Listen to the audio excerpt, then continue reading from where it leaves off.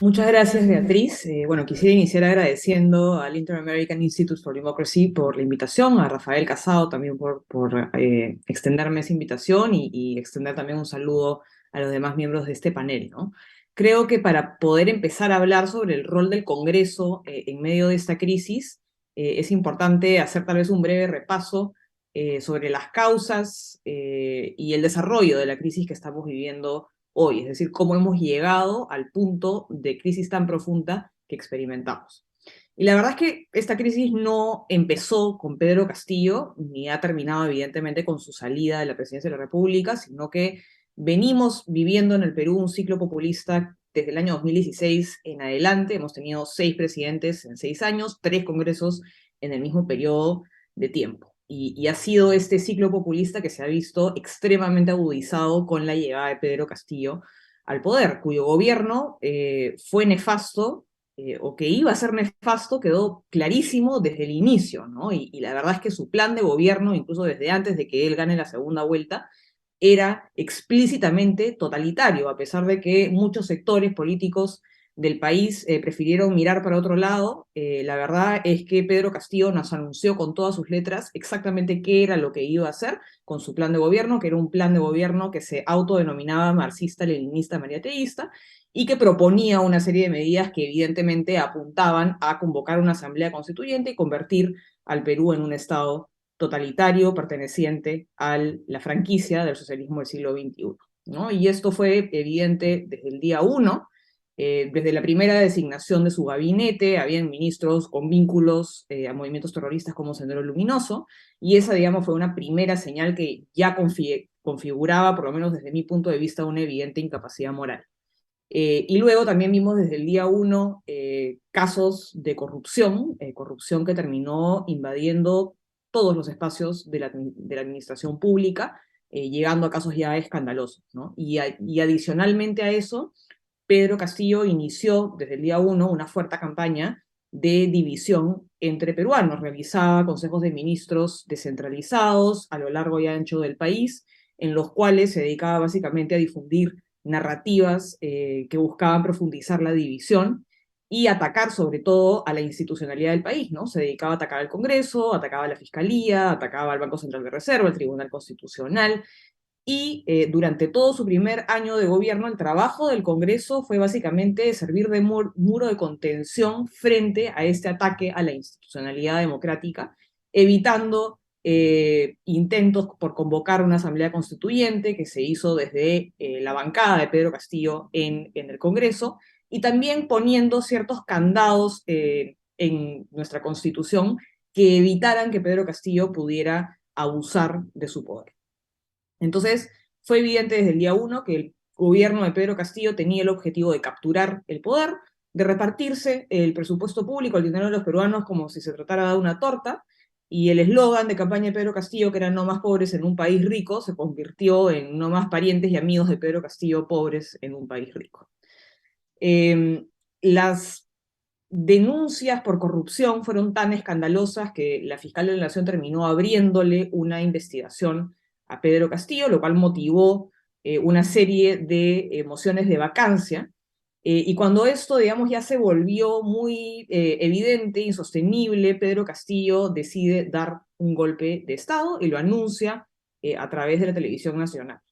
Y lo que sucedió luego de ese anuncio de golpe de Estado, en el cual se proponía cerrar el Congreso, cerrar, intervenir el Ministerio Público, el Poder Judicial, declarar el toque de queda, ordenarle a la ciudadanía la entrega de armas, lo que sucedió fue que las instituciones peruanas respondieron de acuerdo a ley. Cada una de las instituciones respondió como tenía que responder, y Pedro Castillo fue vacado por incapacidad moral por el Congreso de la República y fue arrestado por la policía cuando se encontraba camino a refugiarse en la Embajada de México.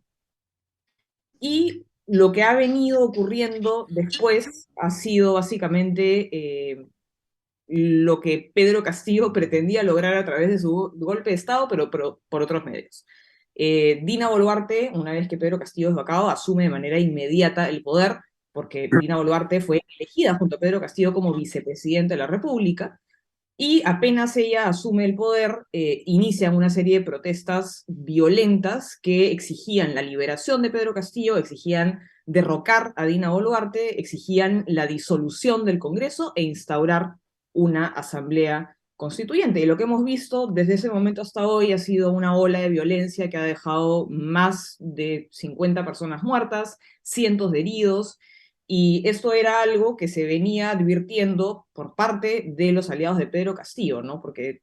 desde antes de que Pedro Castillo fuera vacado, sus aliados, incluso algunos de sus ministros, algunos de sus congresistas, nos advertían, nos amenazaban, diciendo que iban a correr ríos de sangre si es que eventualmente Pedro Castillo era destituido. Entonces lo que estamos viendo hoy, evidentemente, no es espontáneo y no son protestas pacíficas, sino que son grupos violentistas que han tomado aeropuertos, pretenden sitiar ciudades enteras, bloquean carreteras,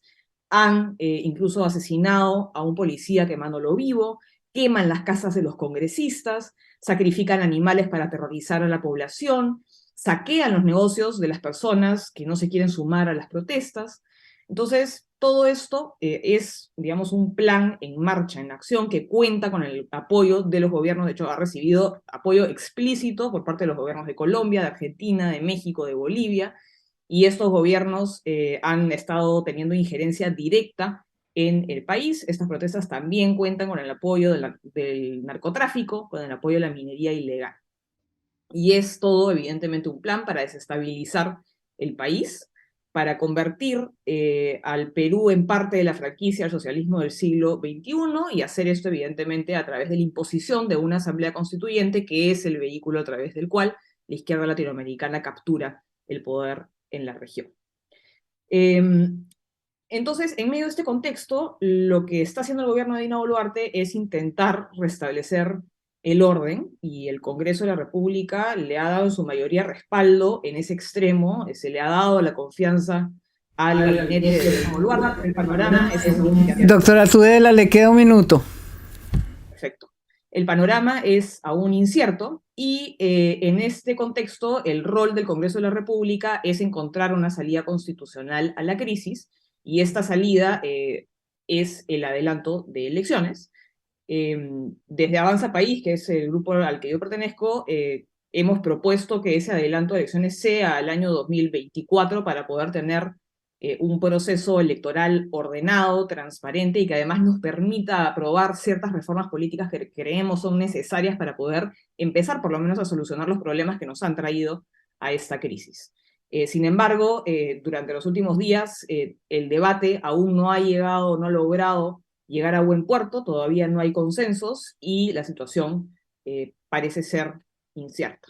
Pero lo que tenemos pendiente como Congreso es encontrar la manera de llegar a un adelanto de elecciones que sea ordenado, que tenga reformas políticas mínimas que empiecen por lo menos a darle solución a la crisis, y lo más importante de todo es resistir frente a los embates de la izquierda radical que pretenden imponernos una asamblea constitucional.